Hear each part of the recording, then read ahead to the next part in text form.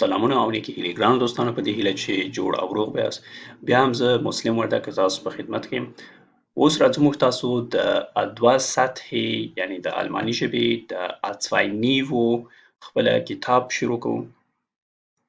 د ګرامر بخش درسونه تاسو ته ریکارډ شوي دي او یوټیوب چینل ته پورته شوي دي. تاسو کولی شئ چې د A2 سطحې ټول ګرامر د یوټیوب څخه کولای شئ وګورئ او په پلی لیست کې کولای شئ په منظم ډول سره ټول درسونه په ترتیب سره پیدا کړئ.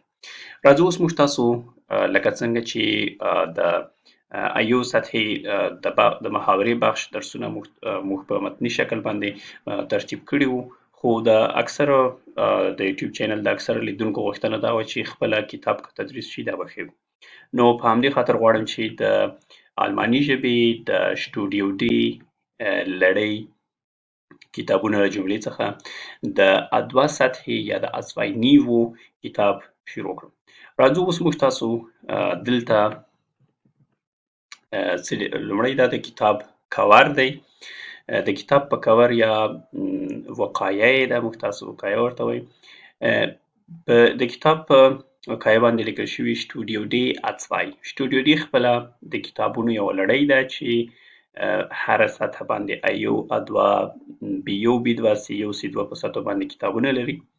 یو دا یې د A2 سطحې کتاب دی. په دې باندې لیکل شوي دي چې Deutsch als Fremdsprache. Deutsch als Fremdsprache یعنی الماني ژبه د خارجي ژبې یا بهرنۍ ژبې په حیث باندې. Kurs und Übungsbuch یعنی د کورس او تمرین کتاب. Teil Band 1 د A2 یا د A2 سطحې کتاب چې دی په دوه برخو باندې ویشل شوی. 12 فصله لري.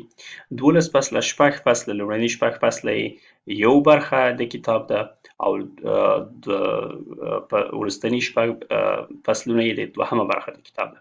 راځو اوس موږ تاسو خپله فصلونو ته د کتاب د فصلونو یا عنوانونو فهرست ته راځو. په هغې کې موږ تاسو وایو چې کوم فصلونه یا کومې موضوعګانې په کې شاملې دي. ښه، دلته موږ تاسو راځو لیکل شوي دي چې انهالت معنا فهرست، د عنوانونو فهرست. که تاسو په خپلو د ښوونځي په کتابونو کې هم کتلي وي، د وقایې څخه وروسته بیا فهرست راځي. فهرست یعنی د عنوانونو فهرست، یعنی په هغې کې عنوانونه لیکل شوي وي چې کوم فصلونه دي او کوم عنوانونه پکې شامل دي.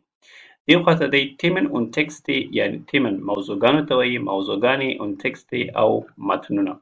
او دلته دی Sprachhandlungen گفتاري یا ویونکي عملونه چې یعنې موږ تاسو کوم عملونه پکې وایو په دې فصل کې. مثلا مثال په ډول سره دلته لیکلي دي übersprachen und sprechen یعنې د ژبو په باره کې باندې خبرې کوو. Gründe nennen او دلایل ورته ذکر کوو یا وړاندې کوو.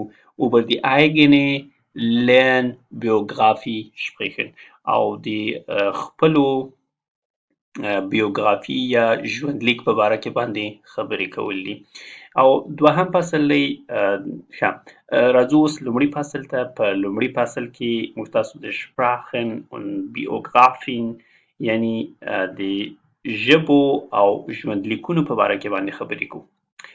ژوندلیکونه یعنی یو څوک د خپل ځان په باره کې معلومات ورکوي چې مثلا نوم مې دا شی دی، وظیفه مې دا ده، دومره کلن یم، څه مثلا پوهنتون مې ویلی دی، په کوم ځای کې اوسېږم، څنګه مې ژوند دی. دا دې ته ژوندلیک وایي یا بیوګرافي ورته وایي.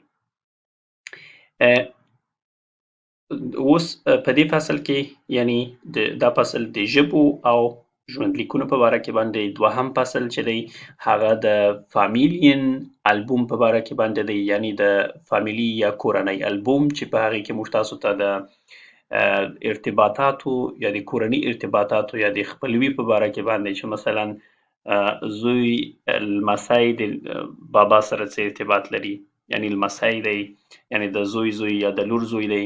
او همداسې مثلا کاکا دی، پلار دی، خورګانې، دا ټول د دې ارتباطات دلته تشریح کړي دي. یعنې یو کورنی البوم په هغې کې مختلف ارتباطات چې په الماني ژبه کې څنګه یا څه ورته وایي هغه تشریح شوي دي. وروسته د هغې څخه دریم فصل دی. په دریم فصل کې موږ تاسو Reisen und Mobilität Reisen یعنې سفرونه und Mobilität او Mobilität حرکت ته وایي.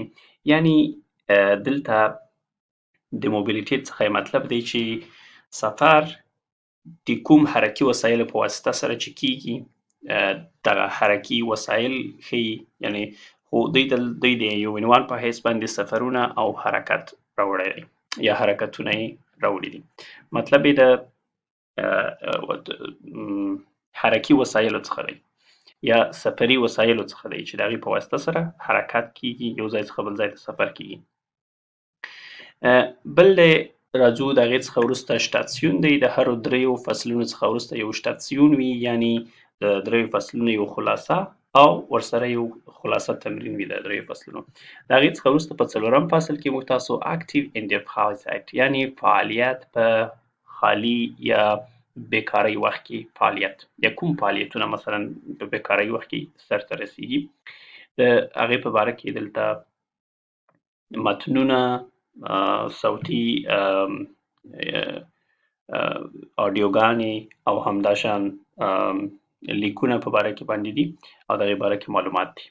بل دی میډین موږ تاسو لرو. میډین یعنې میډیا. په میډیا کې تلویزیون، رادیو، اجتماعي شبکې، کمپیوټر، انټرنیټ او دا هر څه پکې شامل دي. د هغې په باره کې باندې خبرې کوي.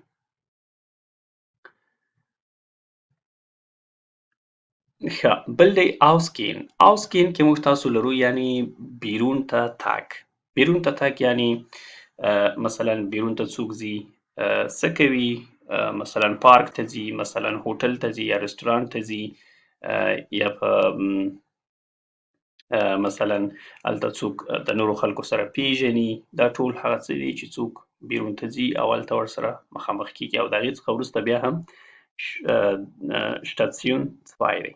Station 2 یعنې شپږم فصل یا دوهم ور دریم فصل پوره شو، نو بیا وروسته بیا هم Station 2 یعنې دغه دریو فصلونو یوه خلاصه.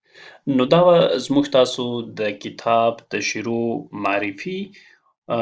راځو په بل درس کې به یا په بله ویډیو کې موږ تاسو د لومړي فصل څخه شروع کوو او همداسې به بیا مخته ځو. نو بیا هم د نور درسونو دپاره او نور درسي ویډیوګانو دپاره زموږ د یوټیوب چینل سبسکرایب او زموږ سره اوسئ.